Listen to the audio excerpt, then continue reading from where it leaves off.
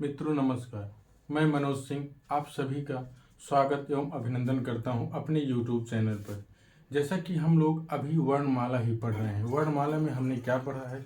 स्वर पढ़ा, स्वर के प्रकार कितने होते हैं, स्वर कितने होते हैं, व्यंजन, व्यंजन के कितने स्पर्श हैं, कितने अंतस्थ हैं, कितने ऊष्म हैं और कितने संयुक्त हैं। अभी हम लोग ये सब पढ़ चुके हैं। आज हम लोग पढ़ते हैं इसके पहले भी उच्चारण के स्थान पर हमने अग्र स्वर, पश्च स्वर और मध्य स्वर पढ़ चुके हैं और समवृत, अर्ध समवृत, विपरीत और अर्ध विपरीत पढ़ चुके हैं।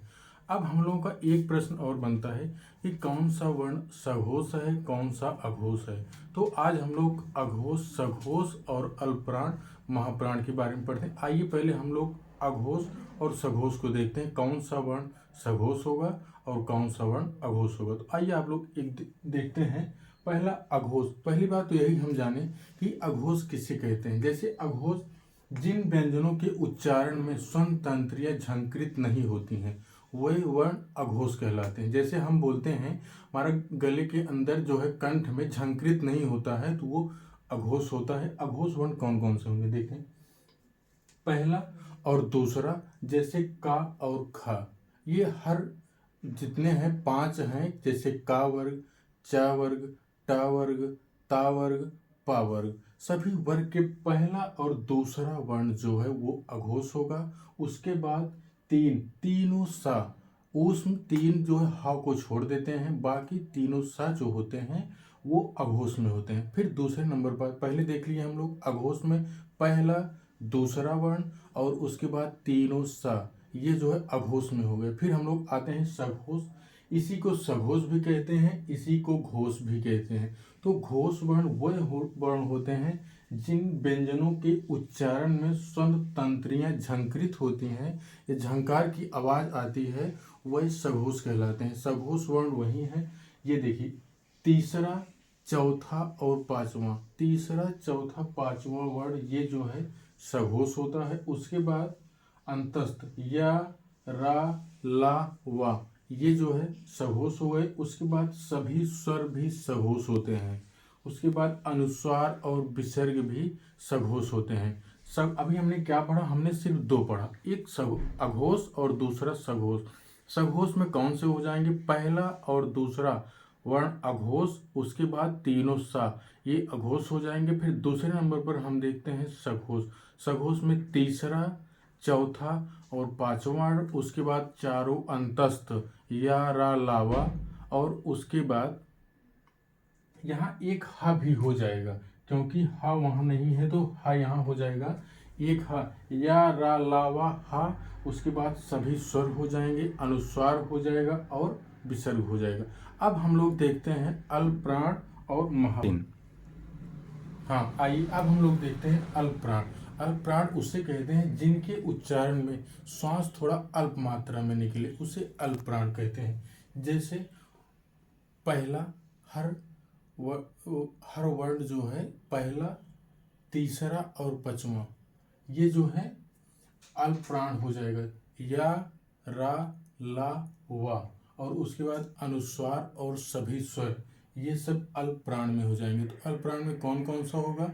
पहला, तीसरा, पांचवा, या, रा, ला, वा, सभी स्वर और अनुस्वार, ये सब अल्पप्राण में हो जाएंगे। अगला है महाप्राण। महाप्राण में हम लोग जिन व्यंजनों का उच्चारण करते समय हकार जैसे ध्वनि निकले और विशेष रूप से श्वास की मात्रा अधिक हो जाए, उसे महाप्राण कहते हैं। तो महाप्राण में दूसरा और चौथा, 3, हाँ हम लोग महाप्राण में देख रहे हैं दूसरा, चौथा और चारों ऊष्म, तीनों सा और हा और विसर्ग, ये जो है महाप्राण में हो जाता है। एक बार हम फिर देखते हैं महाप्राण में कौन सा होगा।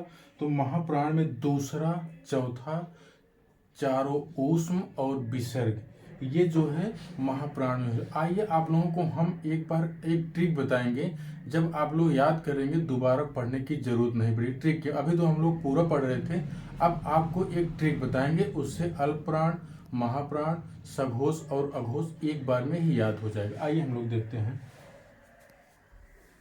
रोक सकते थे आप 3 आइए हम लोग देखते हैं ट्रिक के माध्यम से। जैसे हमको अभी अघोष और महाप्राण यही दोनों अगर याद कर लेते हैं तो जैसे अघोष याद है तो सघोष अपने आप हमको याद हो जाएगा। जैसे हम लोग देखते हैं अघोष में यदि पहला दूसरा और तीनों सा अगर अघोष हैं तो बाकी जितने हैं सब सघोष हो जाएंगे। जैसे देखिए 1 2 का खा यहाँ हो गया है, तब तीसरा चौथा और पांचवा, फिर यहाँ या रा लावा हा नहीं हा यहाँ आ जाएगा, सभी स्वर हो जाएंगे और उसके बाद अनुस्वार और विसर्ग हो जाएगा। जैसे अघोष सिर्फ हमको याद करना, अघोष में क्या याद करना है, सिर्फ अघोष में 1 2 और उसके बाद तीनों सा, ये अघोष होंगे। इसके बाद जितने वर्ण हैं सभी को आप सघोष में कर सकते हैं। तो अघोष सघोष में हमको अघोष याद करना है, सघोष नहीं याद करना है। अघोष फिर से बताइए क्या है, पहला दूसरा और तीनों सा अघोष हो गया, बाकी जितने हैं सब सघोष हो जाएंगे। आइए इसी तरीके से हम महाप्राण में देखते हैं। महाप्राण में दूसरा चौथा और चारों ऊष्म व्यंजन तीनों सा और हा, ये जो है महाप्राण में हो जाएंगे। हा का उच्चारण विसर्ग की तरह होता है तो हा के बगल में विसर्ग को कर देंगे। तो अब हम देखते हैं महाप्राण में क्या क्या होगा। महाप्राण में दूसरा होगा, चौथा होगा, उसके बाद चारों ऊष्म हो जाएंगे, हा हो जाएगा। फिर उसके बाद जो महाप्राण में नहीं है उसको हम अल्पप्राण में कह सकते हैं। जैसे पहला तीसरा पांचवा, या रा ला वा, उसके बाद अनुस्वार और सभी स्वर, ये अगर हमको याद है, अगर महाप्राण याद है तो अपने आप अल्पप्राण हमको याद हो जाएगा। फिर से महाप्राण में कौन कौन से आएंगे, महाप्राण में दूसरा और चौथा वर्ण आएगा, तीनों सा आएगा, हा आएगा और विसर्ग आएगा। तो हम लोग ट्रिक के माध्यम से क्या देखे, अघोष और सघोष को देखे हैं, अल्पप्राण और महाप्राण को। तो हमको याद क्या करना है, हमको सिर्फ सघोष अघोष में अघोष को याद करना है, अल्पप्राण महाप्राण में सिर्फ महाप्राण को याद करना है। तो इतने से ही हमारा काम हो जाएगा। चलिए आज के लिए इतना ही, बाकी कल मिलते हैं मित्रों, नमस्कार।